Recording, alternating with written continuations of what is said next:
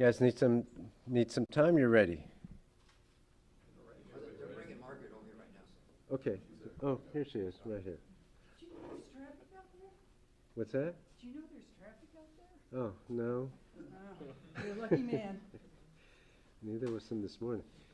When you're ready, I'll be ready. I'll say some remarks first. I'm good.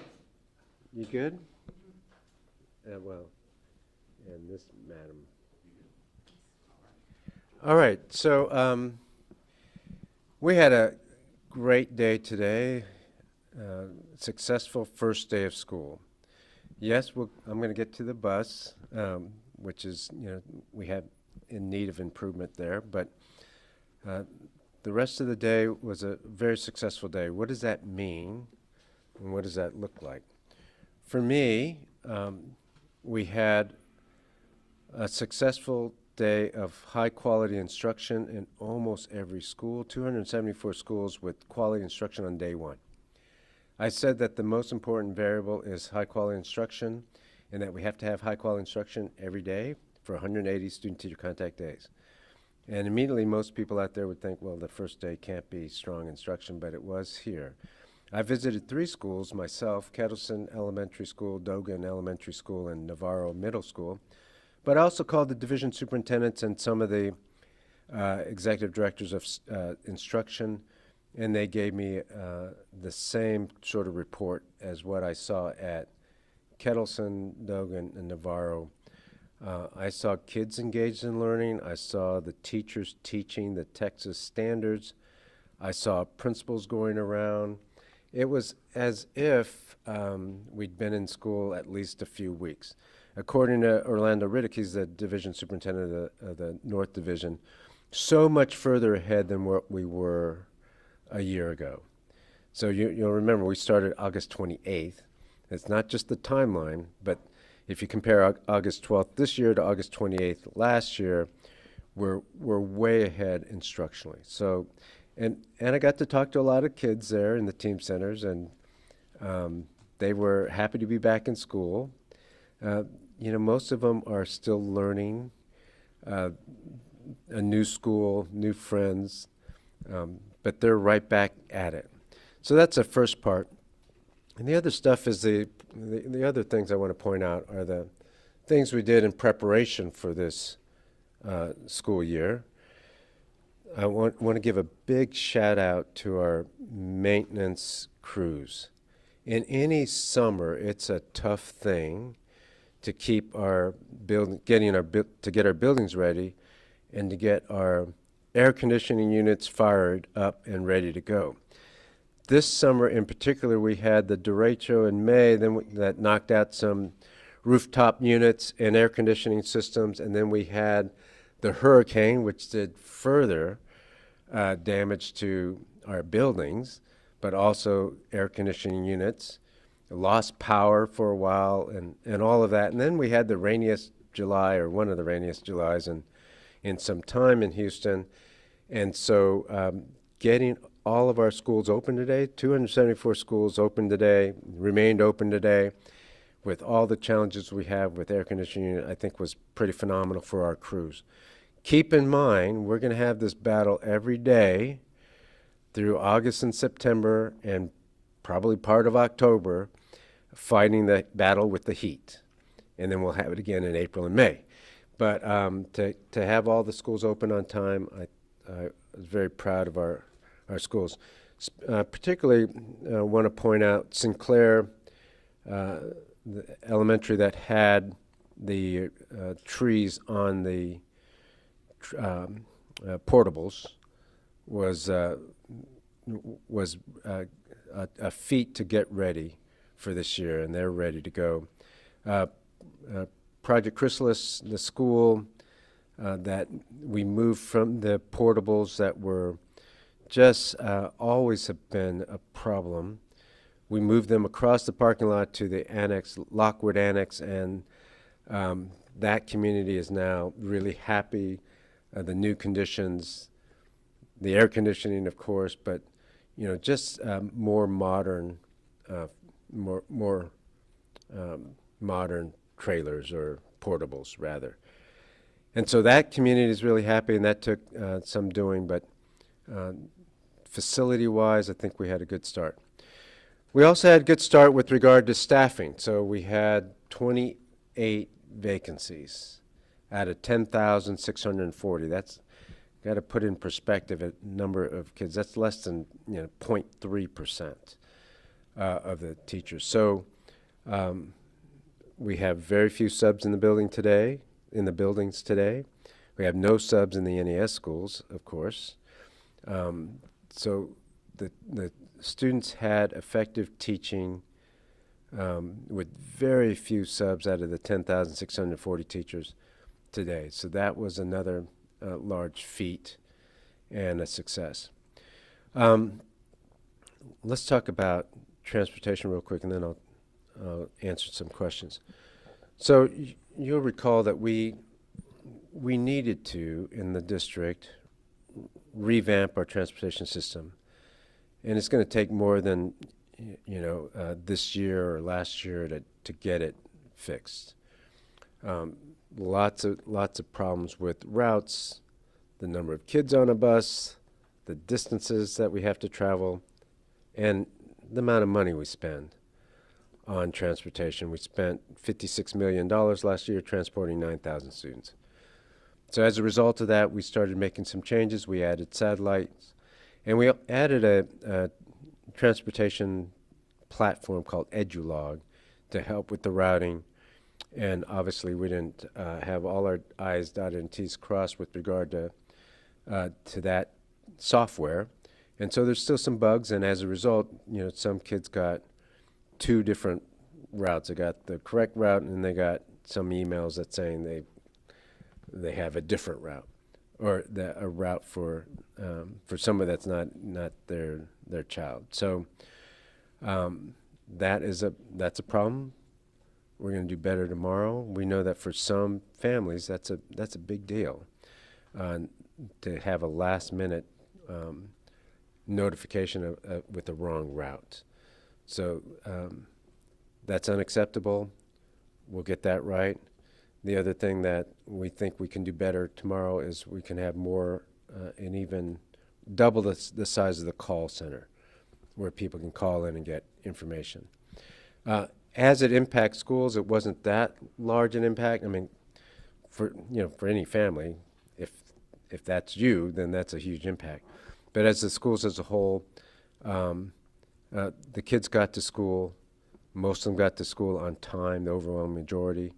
I talked, for example, to Principal Vela at Pin Oak. I don't think she'll mind me saying, in her experience, and she has a lot of bus riders. She has up to 600 kids who could ride the bus, and most of them don't ride the bus, even though they're eligible. That's what she told me. And she didn't have any bus that was late, and the kids she didn't have many transportation issues from her community that she knows of, and so she feels pretty good about how transportation worked for her school. That doesn't mean for any one parent it didn't work well. So we know we got some work to do there, but overall we had a good first start of the school year. And if the ultimate metric is whether kids got served and their education on this day was strong and lasts for 180 days, then I think you have to say that was accomplished for today. Okay, we're going to address your question. Please, before us, let me know you have a question and wait for your turn. First question. Megan. Yeah, I wanted to ask if you had any data on the number of late, missed bus routes or canceled bus routes, if there's any information, hard numbers on that. I don't have any hard numbers. In fact, we're holding this early so that some folks can have their stories written this evening. But when I leave here, I'm going to go to our staff meeting where we'll have a little bit more details on today's, especially the numbers. So I don't have any hard numbers for you now. I can tell you that overwhelming majority of buses got to school on time. There were some buses that were a few minutes late because of the first day around the school, in and out. You got parents drop off and pick up some new parents, and so it's always a little bit more chaotic around the school, and that's why some of the buses were late. But as far as I know, the buses got to their stops on time, and nobody missed their stops. KPRC and then Margaret. Superintendent Miles, good afternoon. You touched on it very briefly. We can just go over the numbers again really fast. You had how many students last year? The cost was over 50 million. How many students riding the bus this year? We can just touch on that. Yeah, so we had last year 56 million for 9,000 students. Just like every year, the first day or so is a little bit different, and we haven't confirmed the numbers, but I think it's approximately 2,000 students riding the bus today.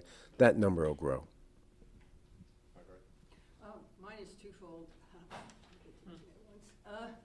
I was out at Sharpstown this morning. Some kids were waiting to go to Carnegie, and they were not on time. And what was surprising was the older one, who's a junior, said, "Yeah, last year it was on time." So what went wrong? So I'm not aware of that, and maybe you're talking about that's their first initial stop. That's their stop, and then they get Mhm. picked up from there to go to be taken to Yeah. Carnegie, which has been set up, I guess, for a while. Yeah, I don't have any information on that. That's the first I've heard of it. Okay, well, if you all could let me know afterwards. And the other thing is, a lot of parents, I believe, were really upset, and it seems like you worked through the weekend to bring, which is, great, E for effort, except wouldn't it have been better to tell parents a lot sooner so they know what route their kids were gonna have? There were a lot of parents who still did, end of last week, I don't know where my kid is going, I don't even know where the nearest bus stop is, because they shift. And so can you speak to why that was? What I kept hearing was, they had all summer, why wasn't this worked out sooner? Yeah, so a lot of parents did get their routes. I think we gave out 17,000 routes. And there's a balance between when you do the route, right? So we started, I think, 8 days ago, or almost 10 days ago, we started giving out routes. You can't give out routes too early because they will change ultimately as kids register. As kids register and enroll for routes, that's when you start putting routes together. If you give a route early and there's no other kids, then you have to cancel the route. So there's a balance somewhere. We think that, and this happens every year, by the way. It's not unique to this year. People get their routes about a week before, and as kids register or enroll, the routes they're given routes. So that started a while ago, and like I said, 17,000 kids got routes. Not all of them are eligible, for example, and not all of them will ride. And so for the next 2 weeks, you're going to ask me the same question, because it fluctuates as some people, and we told people, look, let's just give them a route even if they're not eligible, and then worry about eligibility afterwards. So that's going to happen as kids. I already told you there's 17,000, but there won't be that many riders. And so as kids drop off and as kids show up, as kids enroll, we're going to have to change the routes. Victor? Or some routes, anyway.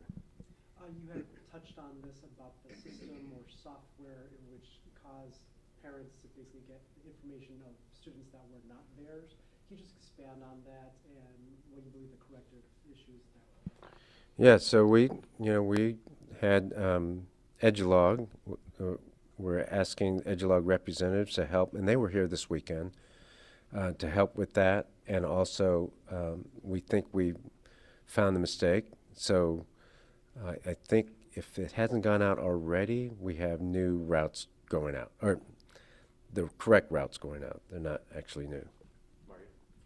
And following up on his question on the software and the bugs that it had and the reason why some of the issues happened, why were still, as of last night, 700 students not having bus routes, and was this software tested over the summer before it was rolled out to parents? Mm-hmm.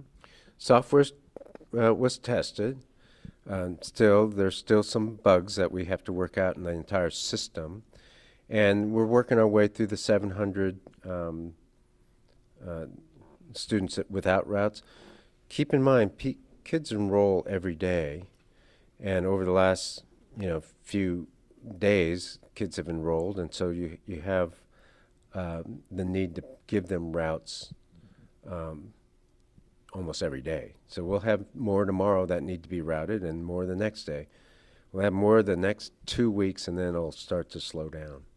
And then can I just ask about the call centers? You mentioned that there are gonna be more call centers now. Is the reason why people were not getting through because of the overwhelming amount of calls, or what happened there? Some people got voicemail, some people were just not able to get through. Yeah, I can't speak for all of that, but yes, there were a lot of calls, and so we're doubling the size of the number of people, not the number of call centers, the number of people at the call centers. You How have a many follow-up people question? are there? Follow-up There, question? Something else with regards to this, but. do you want me to answer this? Yeah, they're about, we're adding 8 to the people that were already there, and I think there were about 8.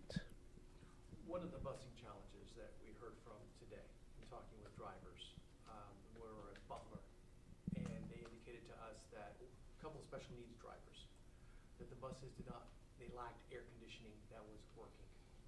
And these are concerns that they have expressed to the bus mechanics and the people in charge there for quite some time. But there were buses today shuttling kids that did not have air conditioning, this according to the drivers who were in these buses. What are your concerns with regards to that, and how do you address that? Yeah, I don't know. We have extra buses. That's one of the things that bus drivers and their dispatchers do. Is they check the bus and they check for air. So if there are some very specific drivers who have a specific bus, they know that they're supposed to raise that with the dispatcher. So we can solve that. I hadn't heard that as a problem, so I'm sure that's not a big issue. But if it's a specific issue, I would ask the bus driver to talk to their dispatcher, because we have extra buses, and that's part of the pre-driving check that they're supposed to go through. The same question is what I asked them. Did you not raise this? They said we have raised it. Management's not listening. They didn't get us new buses. Yeah. We made this request on Thursday of last week, and again on Friday. They did not provide them with a change in the bus. Well, if you have specific names, or if they have specific issues, they can contact the dispatcher. And if nothing else, you can give me the names, and I'll follow up. Let's go to Daniel, and then Asher. Yes, Mr. Miles, we spoke with parents from Fort Houston Elementary. They say there's no air conditioning at the school. I just spoke with them a few minutes, and there's still no air conditioning right now. What are you guys going to do to, with this heat, to prevent this from happening? They So- already asked that before the school year.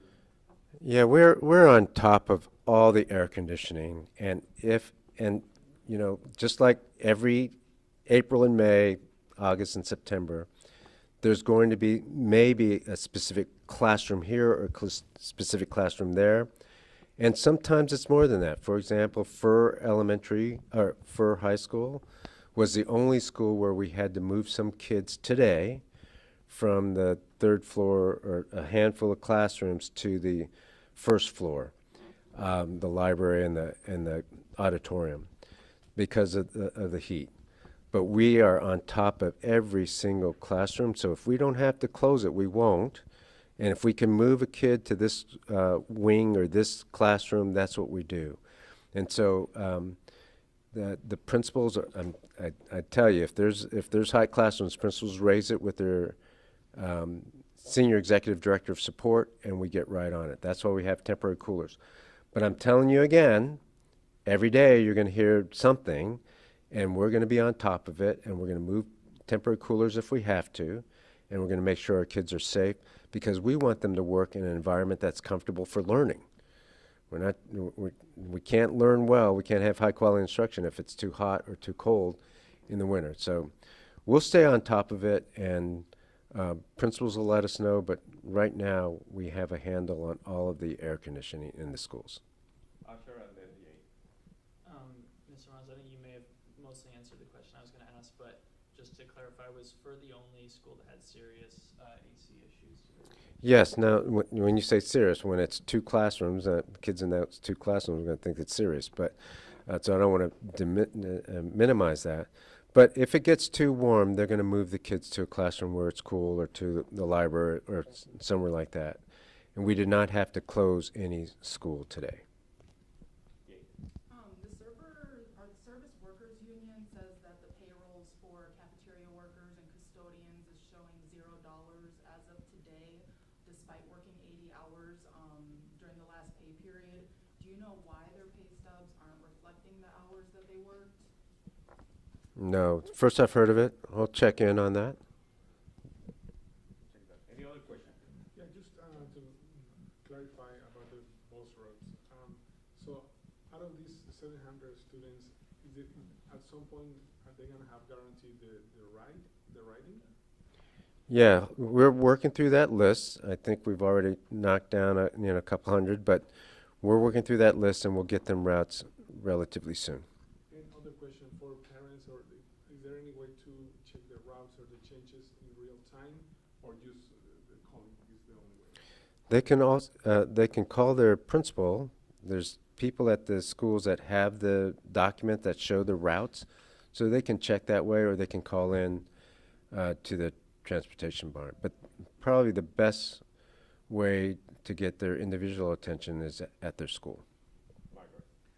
I talked to one bus driver who said when the bus driver showed up on, I think, Monday, August 5th, expecting this bus driver, I'm trying real hard to avoid gender, and the other 30 bus drivers expecting to get routes.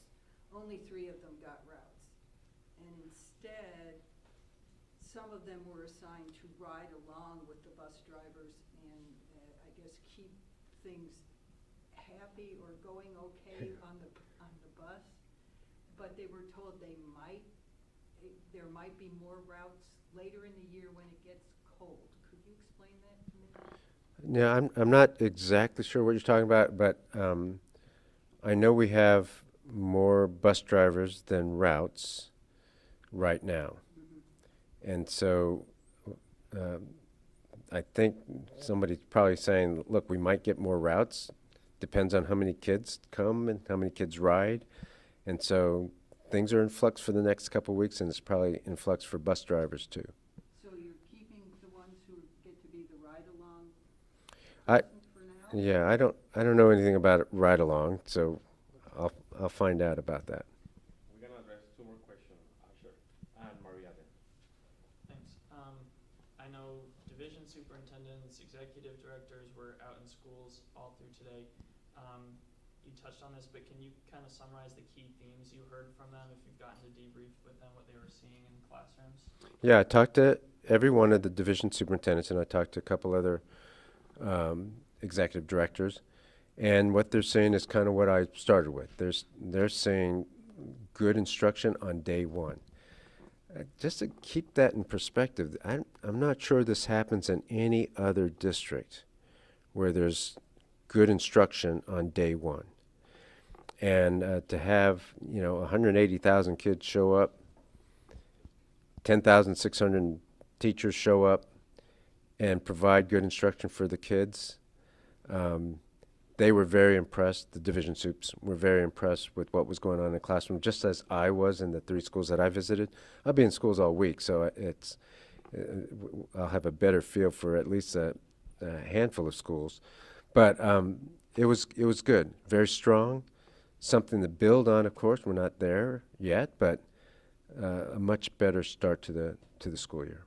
And just real quick, the 180,000, that's just generally how many students attend HISD. That's not a count from today, is it? That's what we call a warm body count, but very preliminary, guys. So don't hold me to that number. What that means is we counted kids in the building.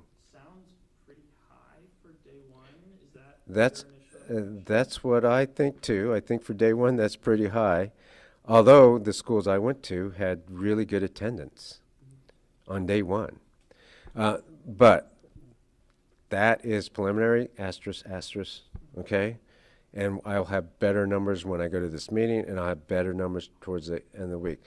I'm loath to give you numbers because I can guarantee you they will change. In the end of the day, we have to go off of what kids register. So that's what we have to do. And then you touched on the AC issues at one particular school in 2 classrooms. Can you tell us how many schools in the district had AC issues and if they will be fixed by tomorrow? So I don't know exactly how many schools had AC issues. I know that every day, this week, next week, and this month and next month, we're going to have some AC issues in a dozen schools or more every day. And by that, I mean there'll be a classroom here or a classroom there. It'll be one AC unit going out. It'll be a chiller that goes down that we then put back up. It'll be a chiller that goes down overnight, and then we're going to have to start it in the morning. It's going to be that battle every day probably through October. And then just one quick thing that we just heard and wanted to see if this is true or not. We heard from parents that all 4th grade teachers from Atherton Elementary were dismissed a day before school started, and other schools were asked to supply teachers to fill the spots. Is this true? Have you heard anything about this? Or? So that's not accurate, but what is accurate is there are some teachers at Atherton that was replaced last week with other stronger, more effective teachers so that Atherton can succeed.